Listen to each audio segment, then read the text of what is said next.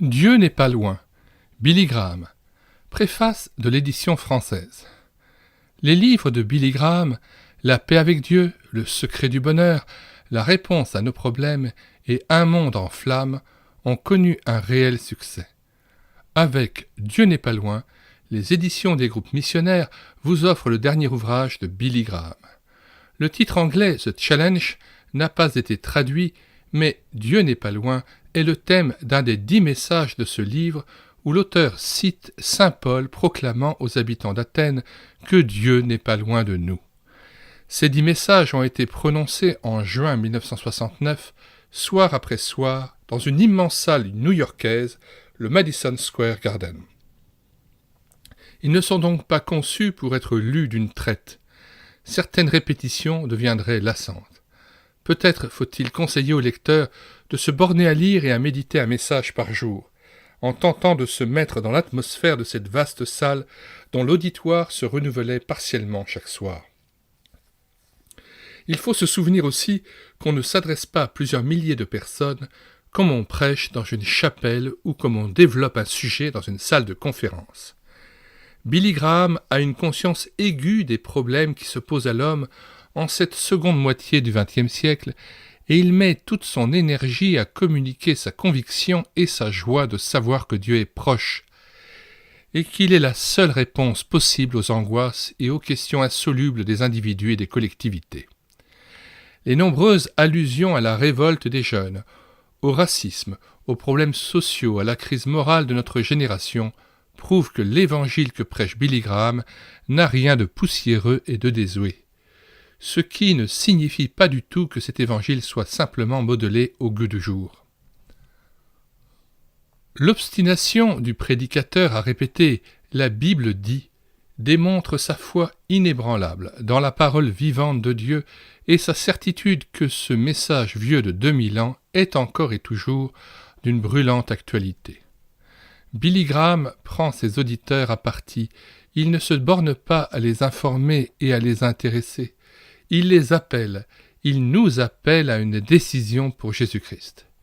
Car si Dieu n'est pas simplement une idée, une abstraction, mais qu'il intervient dans la vie de l'homme pour le transformer, il n'est pas possible de rester neutre, passif et distant devant cette intervention.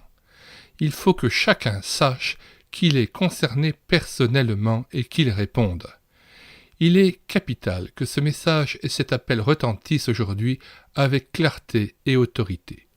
L'écho rencontré par la prédication de Billy Graham partout dans le monde prouve que Dieu se sert de cette voix, qu'elle nous plaise ou non, pour adresser ce message aux hommes. De nos jours, plus que jamais, semble-t-il, on cherche, on discute, on conteste, on est fatigué du passé, de l'ordre établi, de la religion. Mais on ne sait pas mieux comment aborder les grands problèmes de notre temps. On ne sait pas mieux comment abattre les murs d'incompréhension qui divisent les hommes. Face à tout ceci, Billy Graham affirme « Christ est le Seigneur ». Sachons l'écouter. Berne, 2 septembre 1977, Jacques Blandonnier, pasteur. Introduction de Billy Graham. Les sermons contenus dans cet ouvrage ont été prêchés au Madison Square Garden, au centre de Manhattan et au Felt Forum à New York. Ces messages ont été retransmis par la télévision, soit en direct, soit en différé le soir suivant, dans 21 villes de la côte est des États-Unis, de Boston à Miami, et 3 d'entre eux ont passé aux heures les plus favorables sur plus de 300 stations de télévision dans le monde entier et sur 60 stations étrangères. Ce fut l'aventure la plus extraordinaire et la plus astreignante que nous ayons jamais entreprise.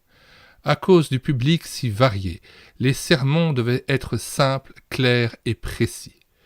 Ce livre contient, à quelques détails insignifiants près, les 10 sermons tels qu'ils ont été prêchés.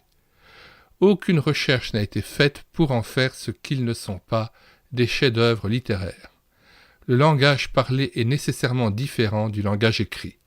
On a demandé une fois à George Whitefield si l'on pouvait publier un de ses sermons. Il répondit « Vous pouvez l'imprimer si vous y mettez le tonnerre, le feu et l'éclair. » Il est impossible de rendre, dans des pages imprimées, la liberté d'expression, l'entente et le courant qui s'établissent entre l'orateur et son public. En lisant ces sermons, essayez de vous imaginer que vous êtes au Madison Square Garden au milieu de 20 000 personnes. Essayez de vous représenter toutes les couleurs qui vous entourent, de voir tous ces gens de races si différentes les unes des autres, les 2000 choristes vêtus de blanc, les caméras de télévision et l'estrade toute fleurie. Essayez encore, comme je l'ai fait, de voir les gens qui écoutent dans les bars, dans les restaurants et les cafés et dans des milliers de foyers. Puis, n'écoutez plus Billy Graham, mais l'appel que Dieu lance à l'homme moderne. Bien des gens nous ont écrit pour nous dire qu'après les quelques premières minutes, ils n'avaient plus eu l'impression d'écouter le prédicateur, mais d'entendre une autre voix. Ma prière est que, par la lecture de ces sermons, vous partagiez l'inspiration que j'ai vécue quand je les ai donnés. Que Dieu vous bénisse, Billy Graham. Nous mettons dans les commentaires de cette vidéo le lien d'accès à la page de téléchargement de cet ouvrage sur médiathèquechrétienne.fr ainsi que le plan de l'ouvrage. Nous vous invitons aussi à télécharger sur médiathèquechrétienne.fr non seulement les autres ouvrages de Billy Graham, mais encore les ouvrages épuisés et non réédités de dizaines d'autres auteurs et donc les centaines d'autres ouvrages qui ne sont plus disponibles dans les librairies ou les maisons d'édition et qui sont ainsi remis à la disposition de l'Église et de tout homme ou femme cherchant Dieu. Nous rappelons à toutes fins utiles que cette chaîne YouTube, elle écoutait sa parole, que vous pouvez retrouver aussi en tapant sur la barre de recherche yt.médiathèquechrétienne.fr, yt.médiathèquechrétienne.fr, marche en synergie complète avec le site internet médiathèquechrétienne.fr et que si vous cherchez un cantique que j'ai mis en parole sur médiathèquechrétienne.fr, vous rebasculez automatiquement sur la chaîne YouTube Elle écoutait sa parole et ainsi, non seulement lorsque je fais une annonce d'un ouvrage sur la chaîne YouTube, vous cliquez sur le lien dans les commentaires de la vidéo et vous tombez sur médiathèquechrétienne.fr et quand vous cliquez sur l'onglet « Télécharger le PDF »,« Télécharger le doc » ou « Écouter sur YouTube », vous êtes à ce moment-là soit retransféré sur YouTube grâce à l'onglet « Écouter sur YouTube », soit vous téléchargez les ouvrages à partir du drive où je les ai stockés. Nous vous disons au revoir et à bientôt.